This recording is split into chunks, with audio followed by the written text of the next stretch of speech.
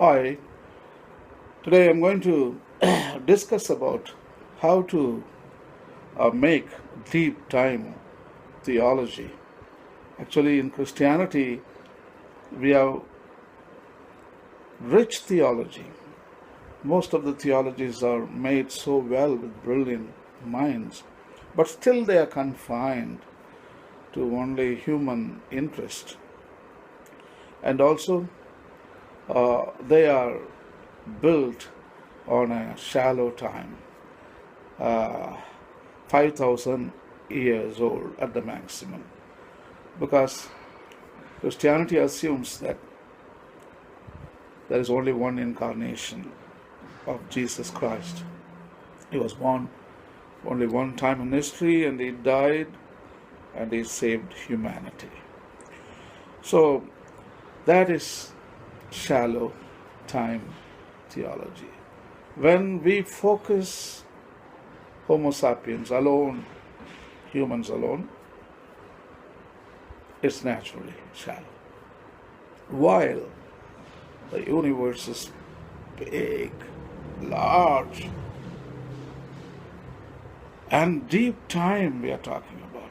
It is not 5,000-year-old universe, 15 billion years.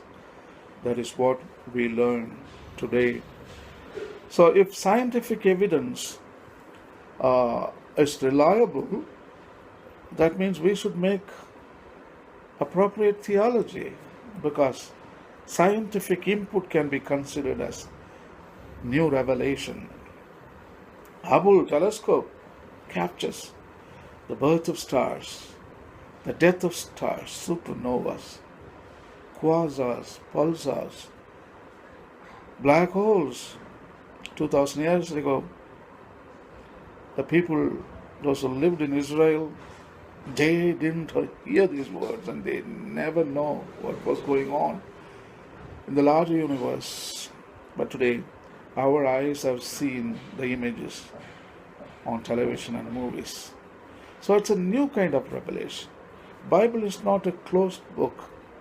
We need to open it and add more pages. Not pages, revelations. Each day and each minute is a revelation of God.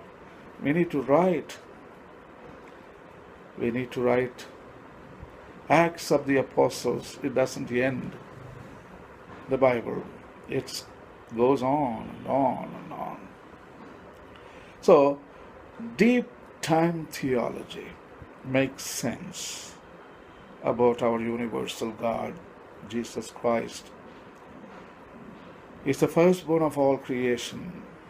Galatians 1:15. He was the Word. In the beginning there was the Word. We read in John. That means our theology should be appropriate enough, at least justifiable in space and time. So let us stretch out from shallow time theology all the way to the deep time theology. So many people ask question, what was God doing when the galaxies were forming? What was God doing when the Big Bang was happening? What was God doing when the first light was born? What was God doing when planets were born? What God was doing when the first unicellular organism was born? What was God doing when the multicellular born? What was God doing? The invertebrates appear on earth and vertebrates appear on earth. Amphibians, fishes, reptiles and mammals and birds. What was God doing anyway? During the extinction time, when dinosaurs suffered martyrdom, did God leave them alone? Or was with the dinosaurs suffered, died? Was he really God of Emmanuel? Was he Emmanuel? So there are a lot of questions we can answer in the deep time theology space. In shallow time, we can't answer many questions because it lacks space. for questions and answers. But in deep time theology, you have space enough for questions and answers. We can bring the whole story of the universe to fit inside. Anyway, I believe Christianity can do that because Bible is full of resources for making of deep time theology. But before Christianity, somebody already made it. Vaishnavites, the followers of Vishnu in India, in Hinduism, they already made it. Because for them, from the beginning, they didn't believe in the shallow time theory, like 5,000-year-old universe, only humans exist on the planet Earth. But somehow, great Hindu minds, they really thought this universe is not 5,000 years old. It must be millions of years old. Yugas, they called it in Sanskrit. Satya Yuga, Treta Yuga, Dwapara Yuga, Kali Yuga. These are the names they gave to yugas. They are like epochs, they are like eras, they are like periods, they are like eons. Such a brilliant mind. So the brilliant mind, they understood this universe is vast, it's deep, time, and they made theology appropriately. Their theology is deep time theology from the beginning. So I want to give you the model, how they made it and how do they see the involvement of God in the history of the universe. So it's just an example I would like to give you. I am not a big theologian to make deep time theology, but I just give clues. That's all. That's only theologians have to pick up the clues and then make a great theology out of it. But this deep time theology is known in Hinduism as Dasavatara. Dasavatars means 10 incarnations. So in shallow time theology in Christianity, we understand only one incarnation. That is Jesus Christ born as a human being. But in 10 incarnations, the story of the Dasavatara talks about 10 incarnations of God, the Vishnu. In other words, 10 incarnations of Jesus Christ, you can say, in Christianity. So this God was with the universe all the time from the beginning, as a matter, as an energy, as first stars, as black holes, pulsars, the first planets. He was the manifestation. God was the manifestation. Everything is a representation of God. That's what Bhagavad Gita says. Everything is a revelation, manifestation of God Himself manifested. This universe, in other words, is God.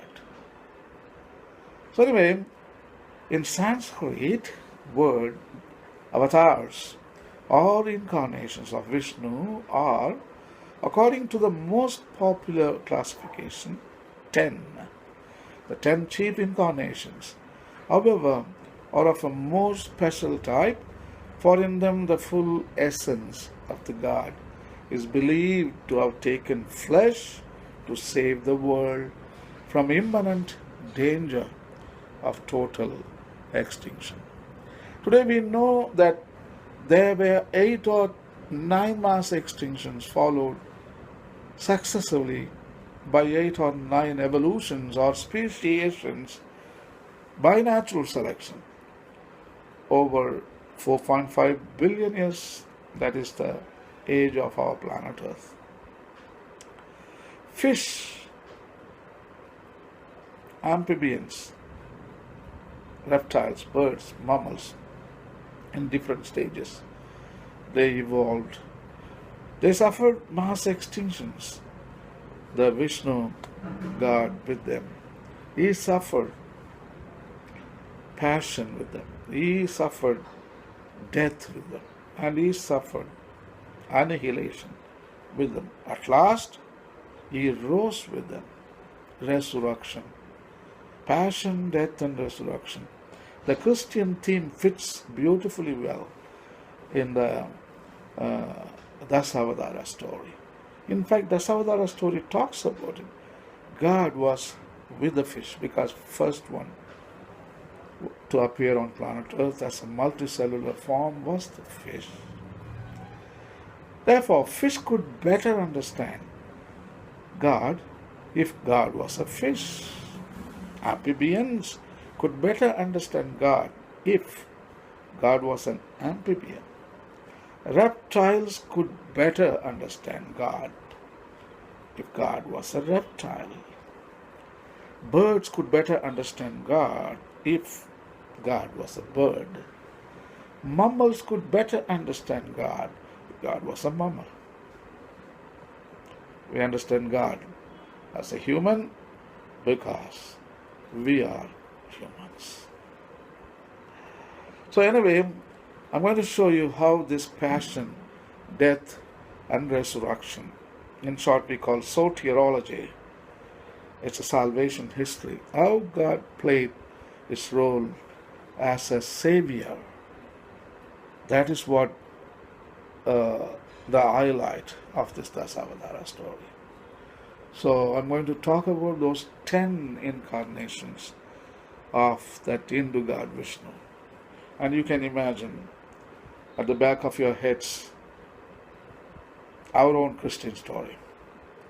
So there are the incarnations of Vishnu in geological time scale.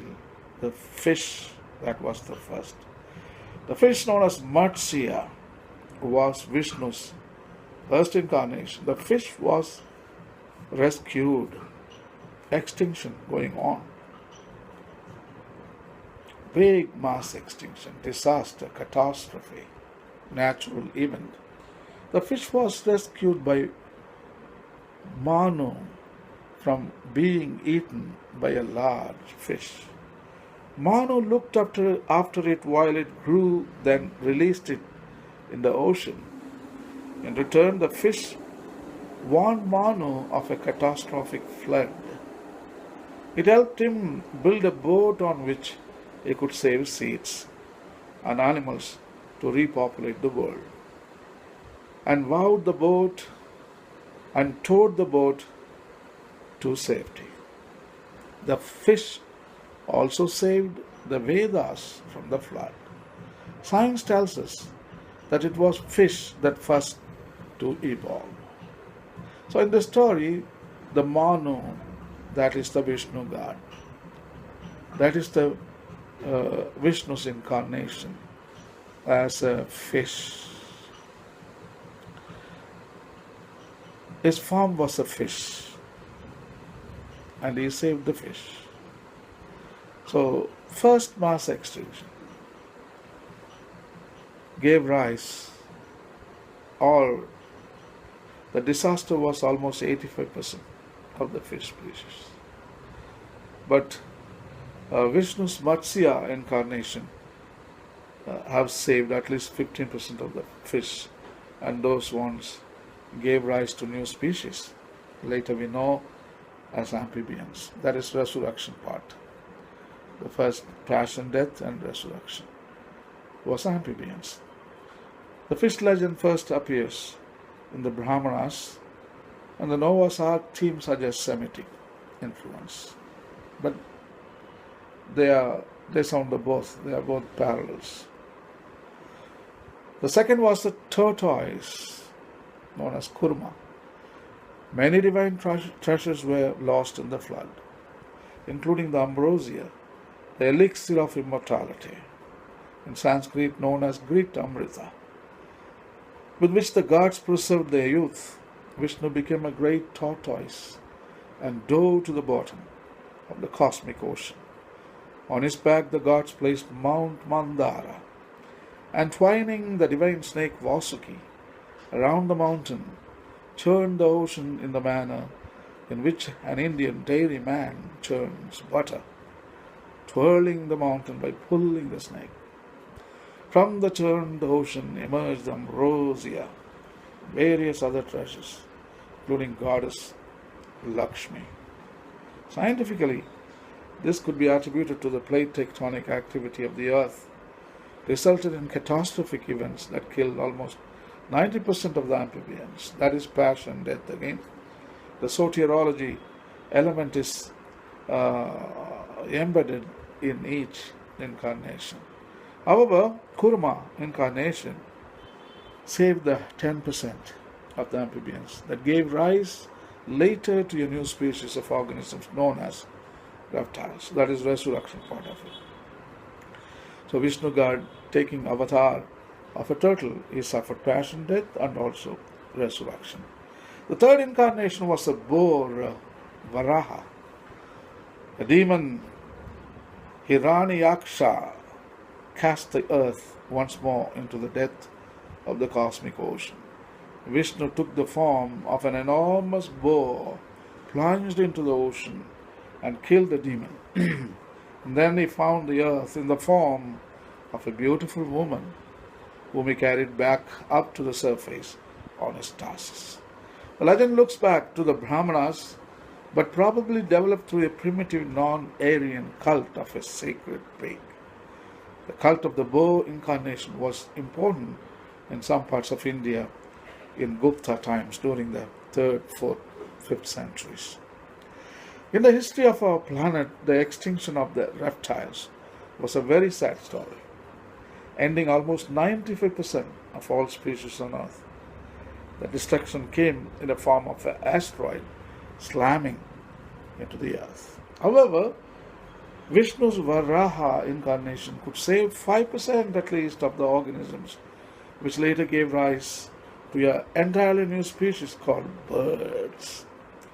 The fourth incarnation was a man-lion known as Narasimha or Ugraha Narasimha. Another demon, Hiranyakashipu, had obtained a boon from Brahma, ensuring that he could not be killed either by day or night by god, man, or beast.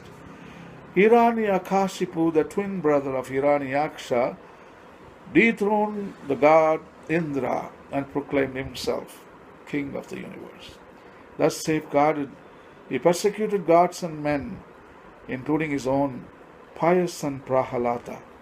When Prahalata called on Vishnu for help, the god burst from a pillar of the demon's palace at sunset, when it was neither night nor day, in the form of man and of lion, and slew Hiranyakashipu. Narasimha was worshipped as a special divinity by a small sect known as Dasavatara, and was often depicted in sculptures. When a mass extinction happened during this time, 75% of the bird populations were destroyed due to the excessive activity of volcanoes from deep within. That is what Varaha avatar is all about, going deep inside the belly of the planet. But Varaha incarnation saved almost 25% of bird species that gave rise later as mammals. Again, here we see the passion, death, and resurrection event. The fifth incarnation was the dwarf Vamana.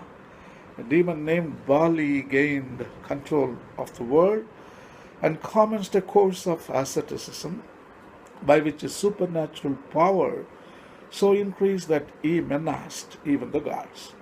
Vishnu appeared before him in the form of a dwarf and asked as a boon as much space as he could cover in 3 strides. When the boon was granted, the god became a giant and in 2 strides covered the earth, heaven, and the middle air. Magnanimously he refrained from taking his 3rd stride and left the infernal regions to the demons. The 3 steps of Vishnu are as old as Rig Veda, but other popular elements were incorporated into the story. During the same time, in the mass extinction event, mammals suffered 55% of extinction. It was called Ice Age.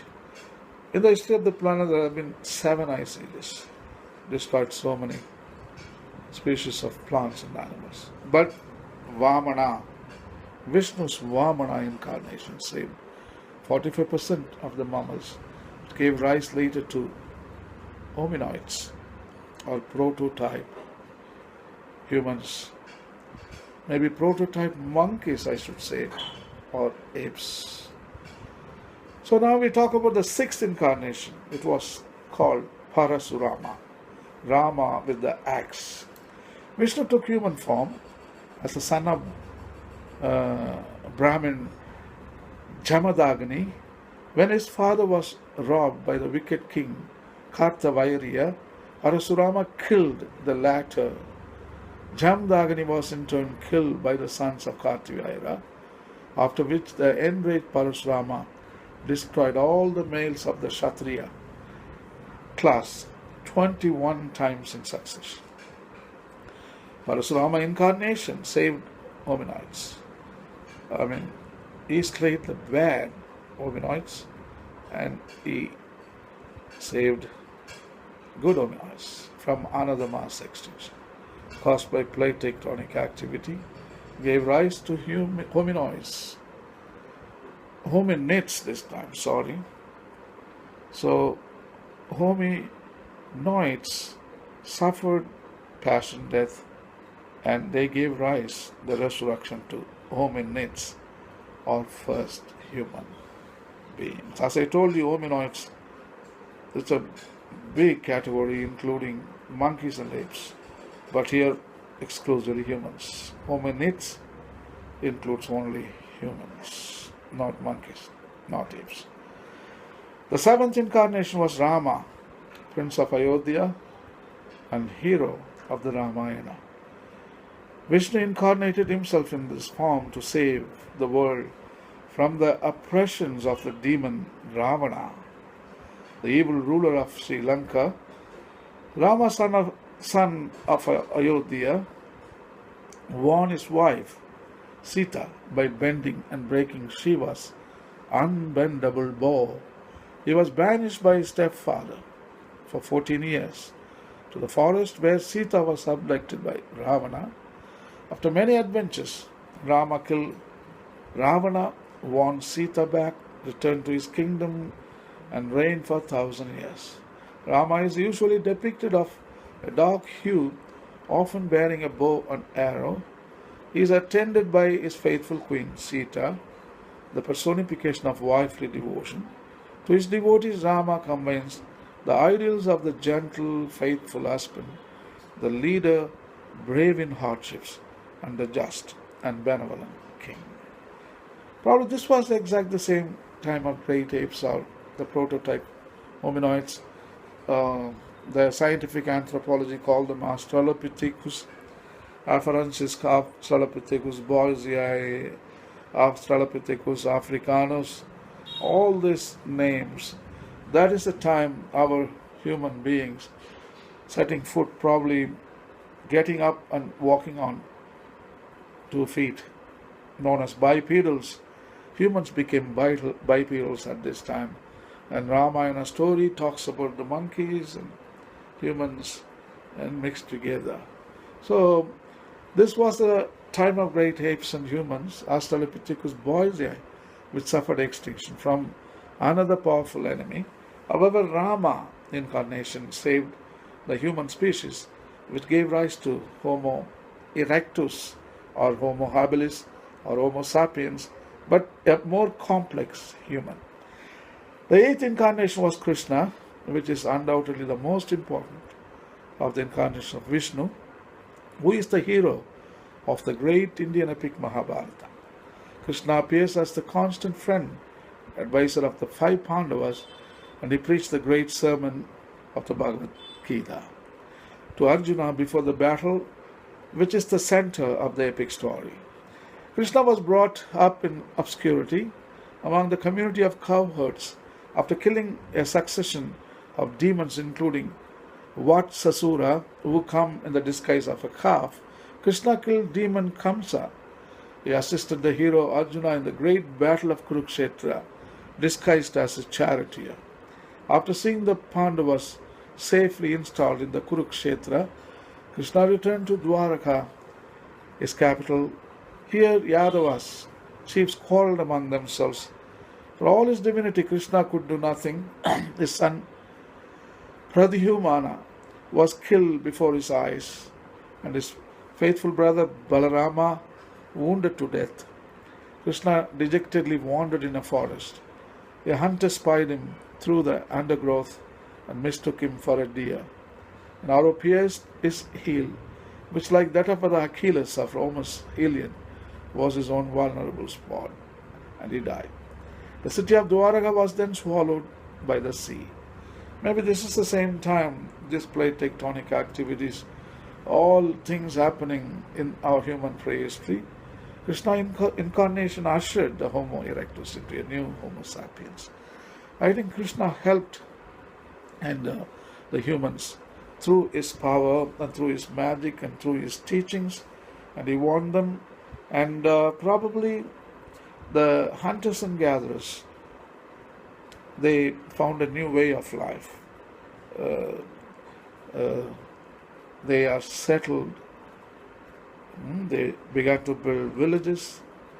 They began farming.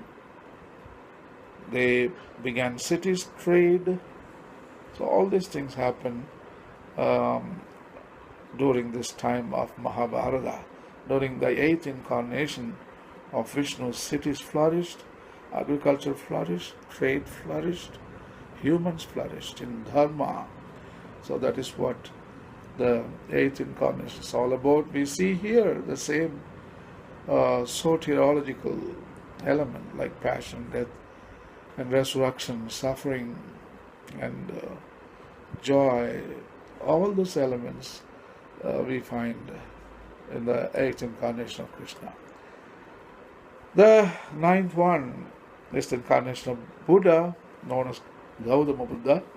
Vishnu's 9th incarnation was not identified until the 3rd or 4th century AD. The earliest accounts of it, Vishnu was said to have assumed this avatar in order to convert demons to Buddhist beliefs, with the intention of weakening them in their war against the gods, or to mislead sinful mortals so that they would receive their just punishment. Later, a more positive reason was suggested. According to most theologians, the god became Buddha in order to delude the wicked, lead them to deny the Vedas, and thus ensure their damnation. Jayadeva's Gita Govinda, however, which contains one of the earliest lists of incarnations, states that Vishnu became Buddha out of compassion for animals, in order to put an end to bloody sacrifice. At the same time in the Bible also we read in Hosea 6:6, chapter 6, verse 6. It is not the sacrifice, it is mercy. So that is the time I would talk about some 2500 years ago. Between 300 BC to all the way to 1000 BC, I think this was the predominant cult. Like Mahavira, Buddha, all talking against animal sacrifice.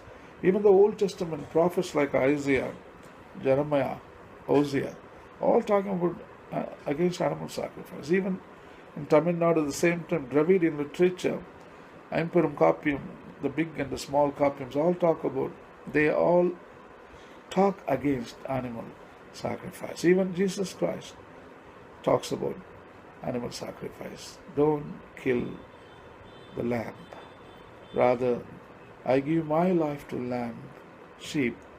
I will never kill sheep. Ashoka that weight between 300 BC, almost 3rd century BC, So he was writing his rock and pillar edicts inscribing animal sacrifices is banned. So this was the predominant theme in the 100 BC to 1000 BC, I would say.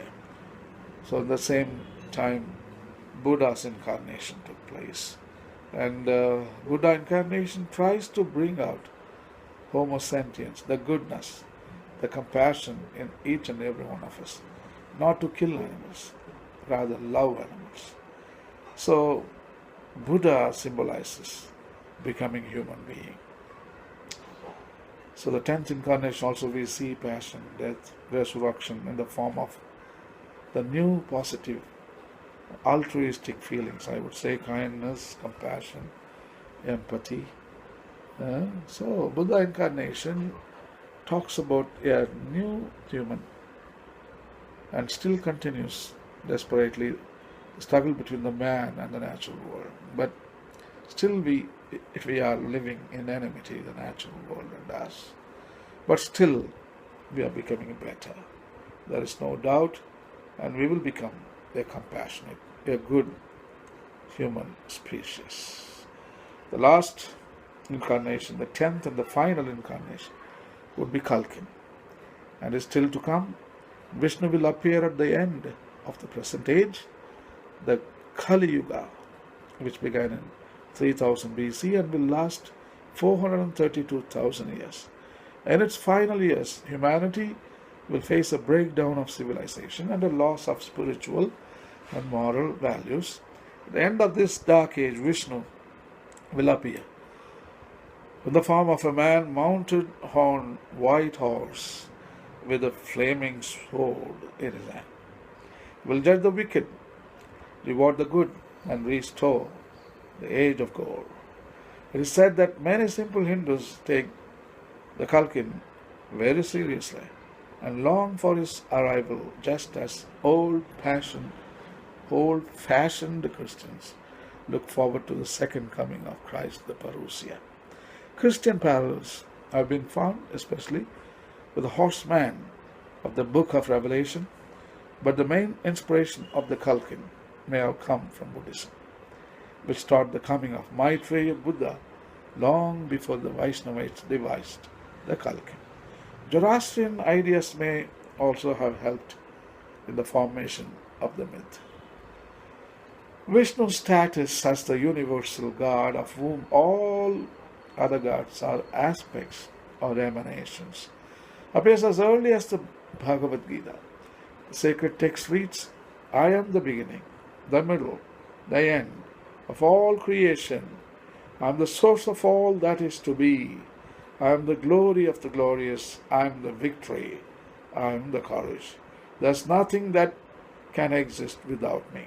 There is no end to my holy powers, and whatever is mighty, fortunate, strong, springs from the portion of my glory. The earliest version of this doctrine is contained in the Bhagavad Gita, wherein Krishna reveals himself as the ever-active Godhead incarnate. In essence, I am never born, I never alter, I am the Lord of all things and the full master of my own nature. Yet of my own power I come to be. Whenever the sacred law fails and evil raises its head, I take embodied birth to guard the righteous, to root out sinners, and to establish the sacred law. I am born from age to age.